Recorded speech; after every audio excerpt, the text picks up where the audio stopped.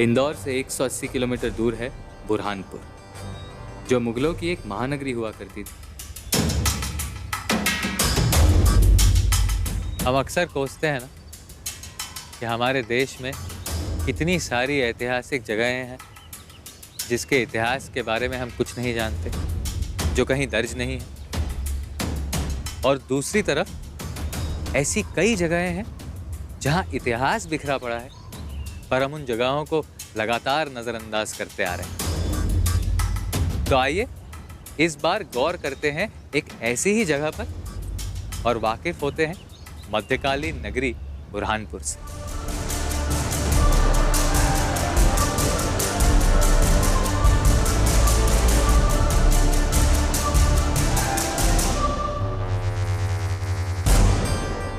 इंदौर से 180 किलोमीटर दूर है बुरहानपुर, जो मुगलों की एक महानगरी हुआ करती थी, मगर जिसका इतिहास धीरे धीरे इस जगह की मिट्टी में मिल रहा है। इसीलिए मैं मिलने जा रहा हूँ बुरहानपुर के इतिहास के एक प्रेमी से, जो जीवन भर यहीं रहे हैं और हजारों भारतीय और विदेशी पर्यटकों को बुरहानपुर की उपलब्धियों और बुलंदियों से परिचित करवाया है। उनका नाम है होशांग हवलदार।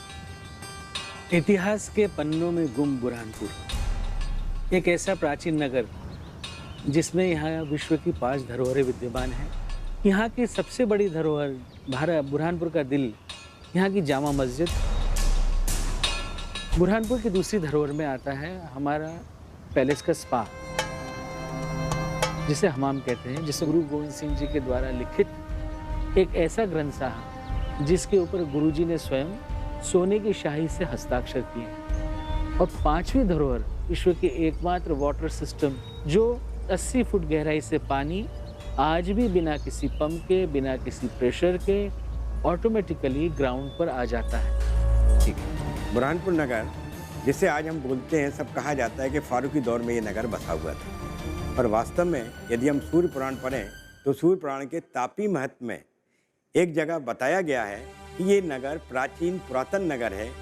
जब गंगा का अवतरण होना था जमीन पर, तब ताप्ती का उसमें बहुत महत्व था।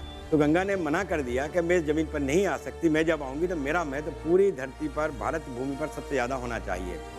उसके लिए फिर नारद ने ताप्ती किनारे वहाँ खड़े होकर उन्होंने तपस्या की, ताप्ती को प्रसन्न किया और ताप्ती से उन्होंने वरदान मांगा कि आप अपना जो पावर है वो थोड़ा कम कर दीजिए, जिससे कि गंगा का अवतरण यहाँ हो सके। और इसके बाद ही गंगा ने भारत भूमि पर अपना अवतरण किया।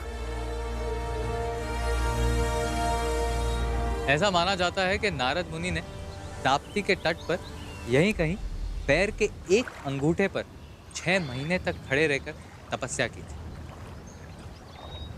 खैर, इसके प्राचीन इतिहास के बारे में जो भी विवाद हो, बुरहानपुर के इतिहास का जो आज प्रमुख गवाह है वो है मध्यकालीन युग का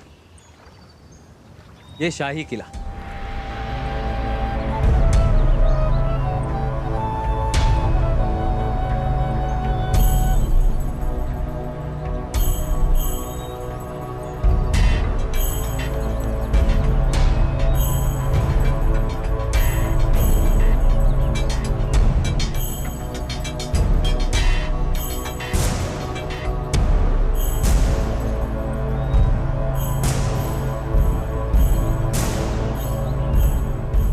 सोचिए, आज मैं जहाँ चल रहा हूँ, किसी ज़माने में ठीक इसी जगह अकबर के कदम पड़े। मुगल बादशाह अकबर, जहांगीर, शाहजहां, औरंगज़ेब, इन सभी ने बुरहानपुर में वक्त बिताया और वे यहीं शाही किले में रहे थे। यहाँ तक कि एक रिवाज बन गया था कि बुरहानपुर का सिपह सालार यानी कि गवर्नर या तो कोई मुगल शहजादा होगा या कोई उच्च दर्जे का मुगल अधिकारी। पर इन सब ने ऐसा क्या देखा बुरहानपुर में जो उनको इतना पसंद आया कि उन्होंने इस बुरहानपुर को एक बड़े शहर के रूप में सजाया।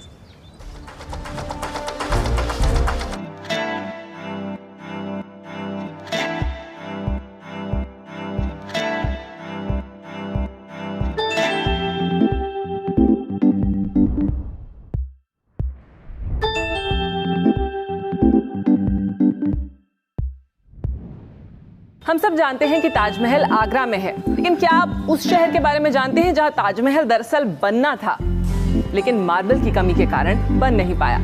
वो शहर है मध्य प्रदेश का बुरहानपुर।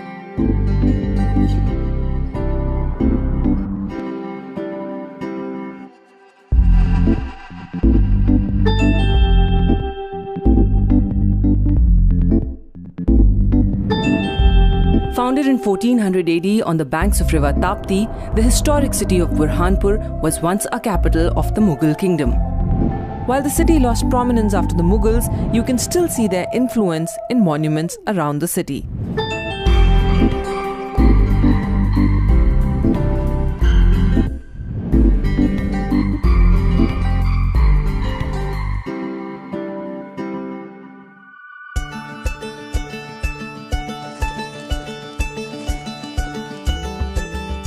सोलहवीं सदी में आदिल शाह फारूकी II की बनाई गई ये मस्जिद बुरहानपुर की शान है। But what's also very interesting and unique about this mosque is that it contains Arabic and Sanskrit scriptures engraved together at one place.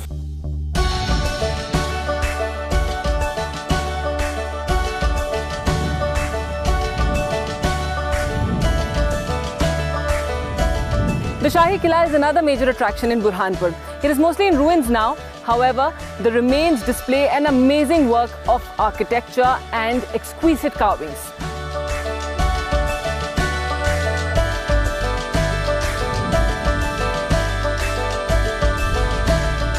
The Shahi Qila was once the residence of Shah Jahan.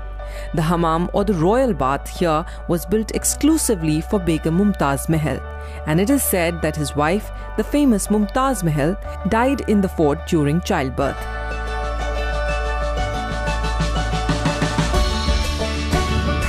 The Ahu Khana, one of the prominent structures in Burhanpur, which literally means deer park, was once a hunting lodge for the Mughals.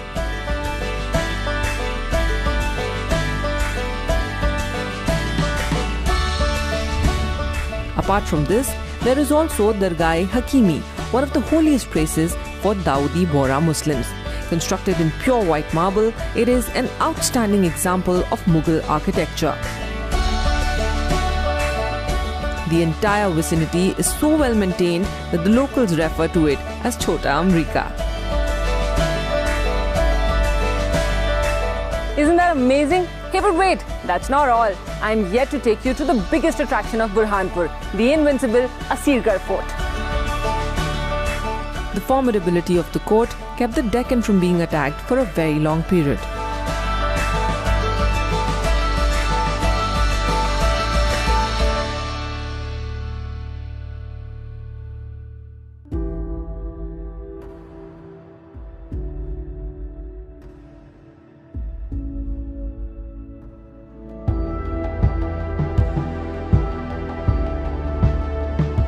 Shahjahan की पहली पसंद होने के बावजूद ताजमहल तो बुरहानपुर में नहीं बना, but the magnificent forts, tombs and mosques give you a glimpse of what the Mughal life must have been when it was at its peak.